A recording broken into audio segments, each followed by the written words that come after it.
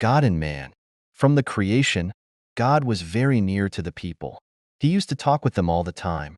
So many different people, having different ideas, having different wishes, were always complaining.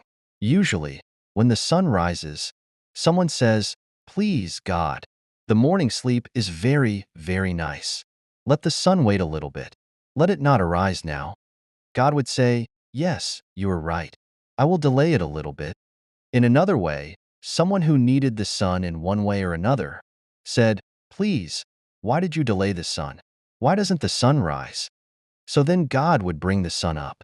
During the day, someone might be walking during the hot sun, and she would say, "Please, God, I'm very, very tired because of the heat. The sun is too hot. Let it set." God would let it set right away. Another one, on a journey, going to a far distance, before he could reach his destination, he would complain also, "Dear God, why do you let the sun set? Raise it up a little bit until I reach my destination."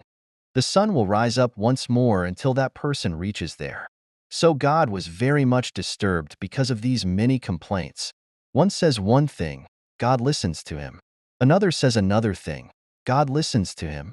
So God was confused because of many complaints brought to him by different men.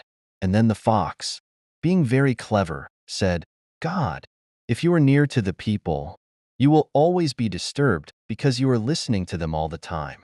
Stay away. Never listen. Only give them indirectly every time. You are not a human being. You are God in your place. Never listen to these people's different complaints. Stay far away from us and only give us some blessing one way or another.